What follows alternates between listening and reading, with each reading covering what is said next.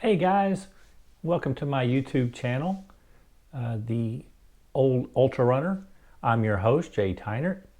Just wanted to give you an introduction to myself and a little bit of the things to expect from this channel going forward.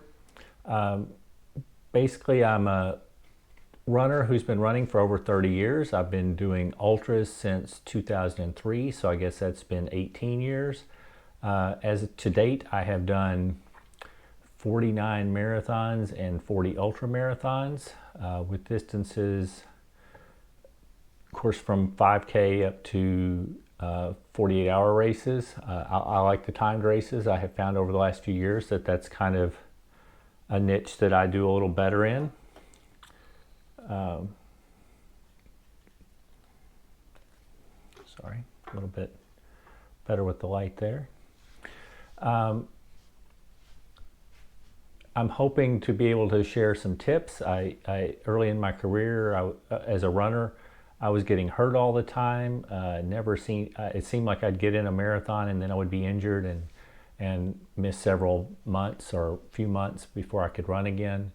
It improved with time. I've learned some tips and tricks that I hope I can share with y'all. I'm also a certified personal trainer, so I've learned the correct ways to do exercises. I'm a certified indoor cycling instructor. Back when I first started endurance sports, it was I got involved in cycling. I was a cyclist for several years. I did a lot of the one-day tours, the 50-mile, 100K, 100-mile things, and I went on a few week-long tours. So I enjoyed my cycling a lot. I got into it. I started trying to do triathlons, so I did a lot of short distance triathlons. Never did anything real long. I was not a great swimmer. I finally took some swimming instruction later that improved my swimming a lot, but by then I was becoming so involved in running that I really never worked at it enough to improve my swimming enough to say I was a real strong swimmer. But so I've primarily have become a runner. I've never been a super fast runner. I'm a kind of a middle of the pack. My fastest 5K that I ever ran was around 21 minutes. As a 58-year-old runner now, I could probably maybe break 25 minutes, but that's about it. I have definitely slowed down the last few years, but I have had some success the last few years in longer distance events. The timed 24-hour races, the 48-hour races, things like that. I love running on the trails. I would say the majority of the time I train on the roads and I race on the trails. So my plan for this channel is to share things I've learned over the years, share some of the adventures I go on. I want to introduce y'all to some of the crazy friends I've met over the years. I'm hoping I can get some of them to come on the channel and share things they've learned, share some of their adventures. I know some amazing people. That's kind of the plan for the channel. Some of it will probably be just training updates, what I'm doing, what I found worked. I will probably do a few product reviews along the way. It'll be more just from my perspective only.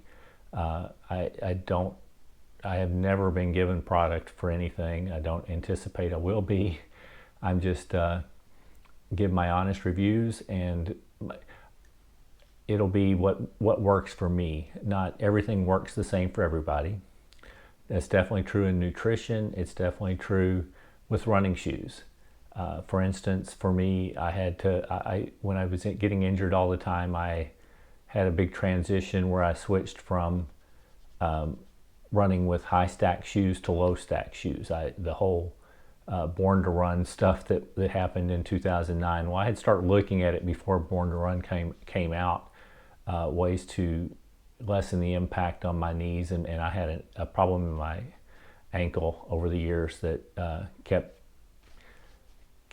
rearing its head every time I would get up to higher mileage, and it was always kind of a crapshoot whether I would make it to a marathon or an ultra intact.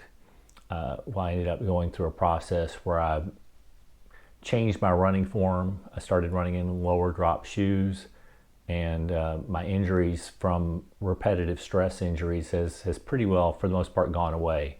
I mean, I'll have occasional days where I'll feel a little tired or worn out or a little sore, and I'll take a day or two easy. But that's the main. That's about as far as it goes. I've had a few injuries over the last 10 years, but it's been primarily from traumatic things where I've tripped and fallen, I've cracked some ribs, I've stepped in a hole and tore my calf muscle. I slipped on slick pavement and fell and hit my head and had a concussion. So I've had a few little setbacks like that, but I haven't really had a repetitive stress injury, knock on wood, and for probably about 10 years, 10, 12 years probably. So I think that for me, the transition to a more forefoot strike, forefoot mid, I'd say a midfoot strike, and I'm actually getting to where I'm hitting my heel a little bit more on my left foot, but it's light enough now that it's not really it hasn't caused me any issues, so I'm not too worried about it. There's nothing really wrong with the heel strike. It's just when I was hitting it so hard, it was causing shocks up my leg and causing me issues. And there can also be, if you're hitting too hard, you can be breaking yourself, slowing yourself down. The transition didn't really make me any faster, but it has made me more injury resistant.